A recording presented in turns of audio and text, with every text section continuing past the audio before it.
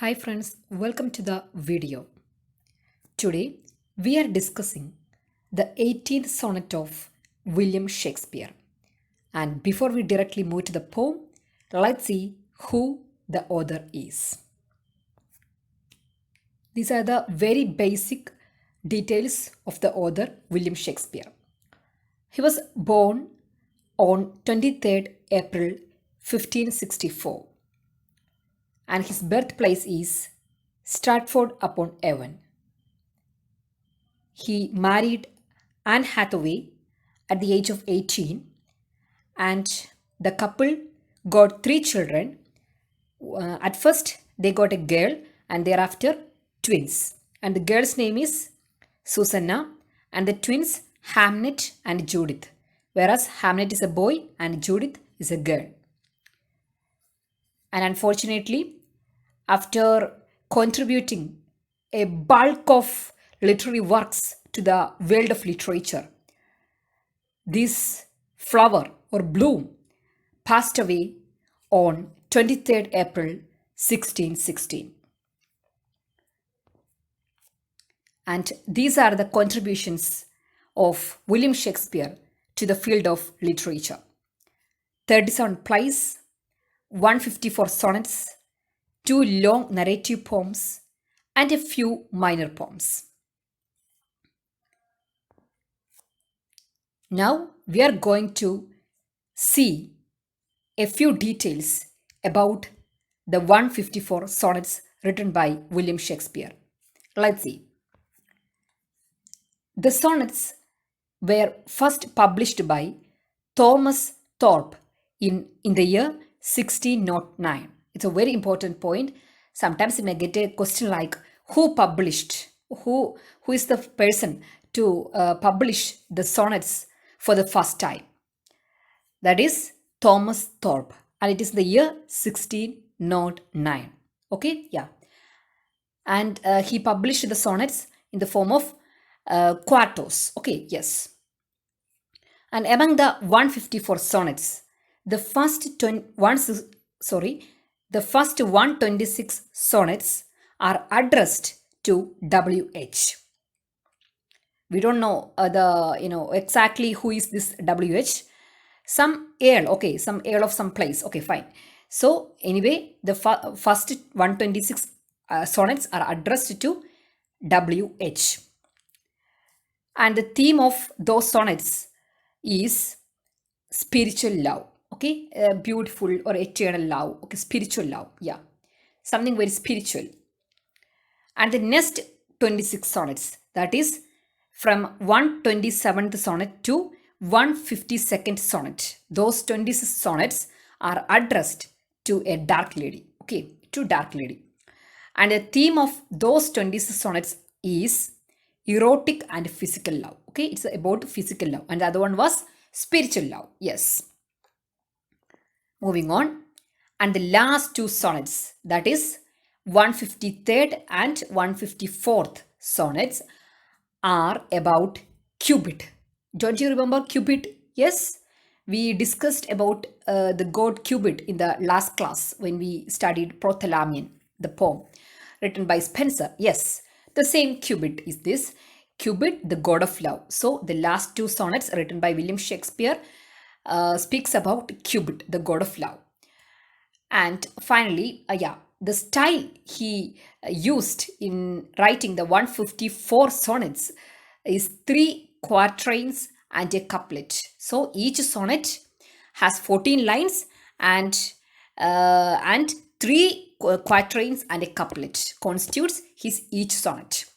And the rhyme scheme of his sonnet is AB AB CD CD EF EF GG. Fine. Okay, now you might have get a better idea about the sonnets written by William Shakespeare. Now we are going to see the 18th sonnet in specific. Okay, so let's begin. The beginning line, that means the first line of the 18th sonnet by Shakespeare is, "Shall I compare thee to a summer's day?" Okay, remember, shall I compare thee to a summer's day? That's the first line of the 18th sonnet. In the poem, the poet or speaker is addressing a young man. So, this entire poem is addressed to a young man. Maybe it's the WH itself. Okay, yes. And the speaker says that the young man is very lovely and temperate. That is very warm person. He's a good personality, or he's a such a lovely personality. Okay, that's what the speaker or the poet says about that young man. Yes, and he's also telling that this particular young man is not like the common people.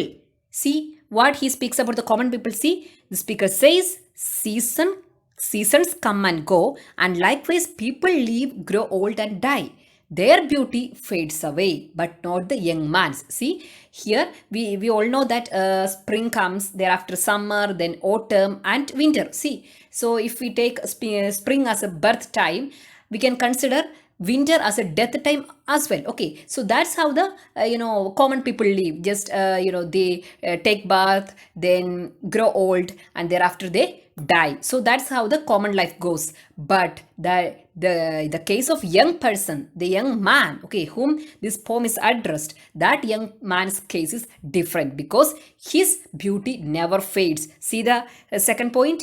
But the young man will stay fair and even cheat death and time by becoming eternal. So here the poet says, the speaker says that the young man will stay fair forever. He will stay beautiful. He will stay handsome forever. His beauty never fades away. Just like the common people's beauty fades. But here the young man's beauty never fades. That's what the speaker says. This is the line taken from the poem. Thy eternal summer shall not fade. That means what? Your eternal summer. Eternal summer means here the phrase eternal summer represents beauty. Okay, stands for beauty. So it is said that your beauty will not fade. That is what the speaker says. That means his beauty is eternal. It is immortal. It never fades.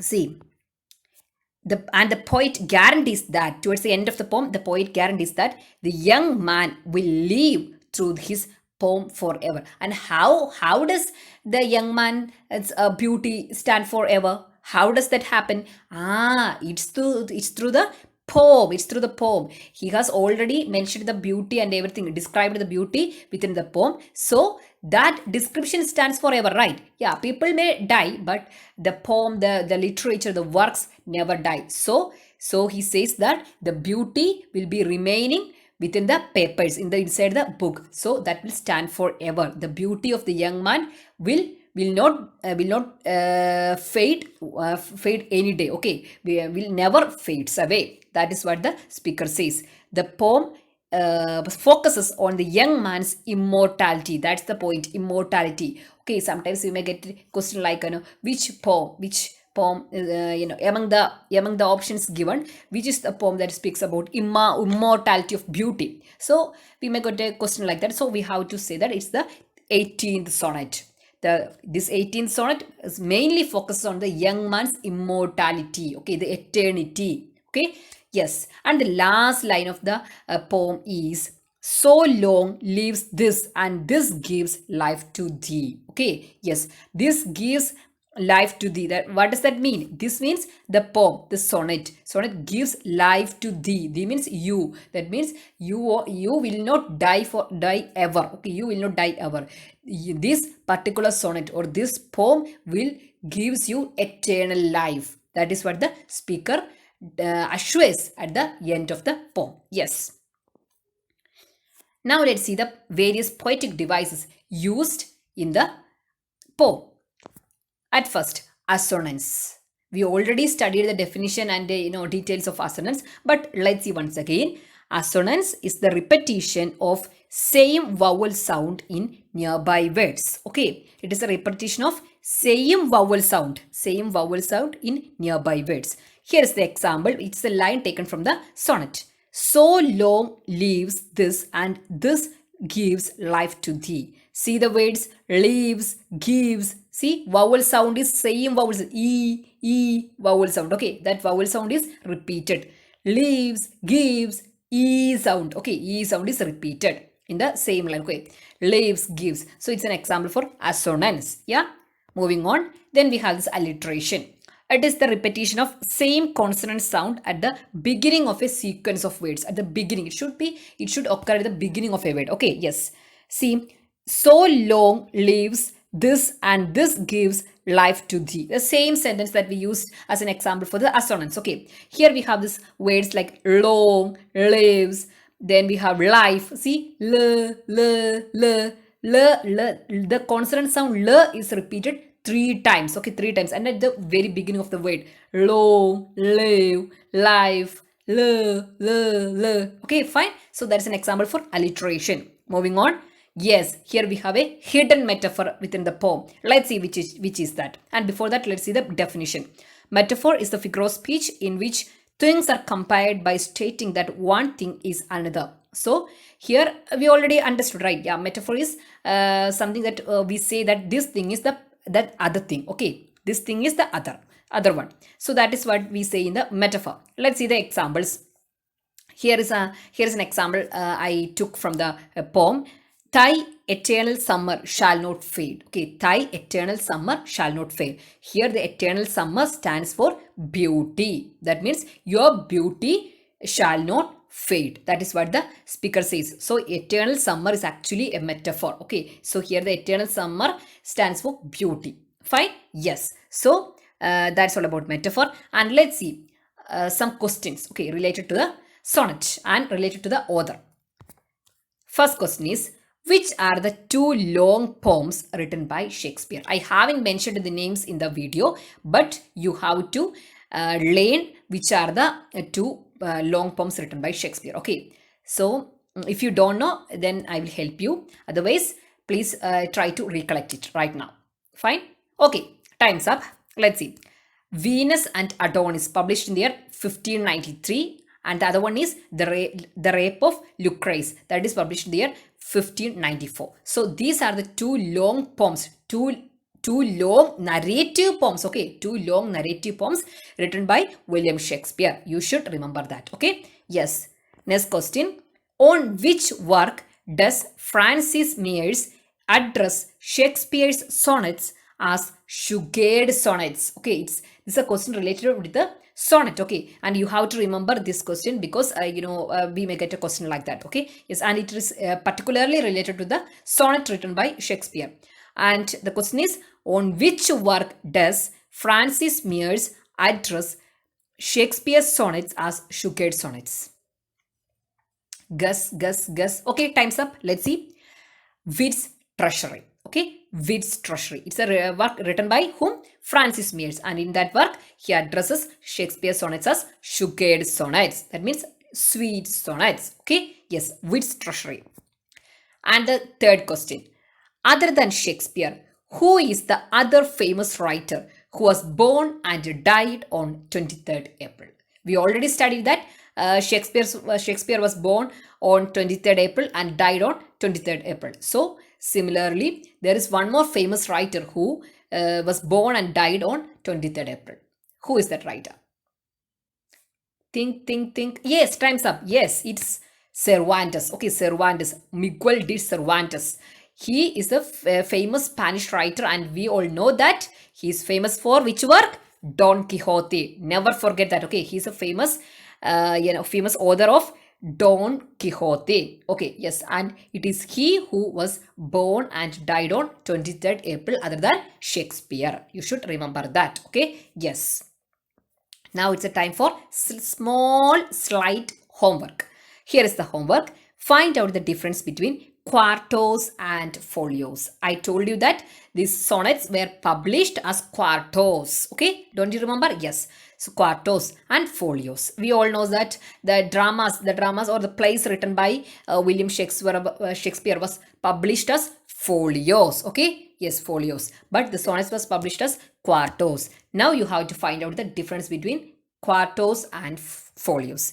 And also you have to do one more thing. Write your findings in the comment section below. Okay, fine. I hope you will do that. And I hope you understood the poem, the sonnet, the 18th sonnet of William Shakespeare well. Okay, So you might have understood the lesson very well.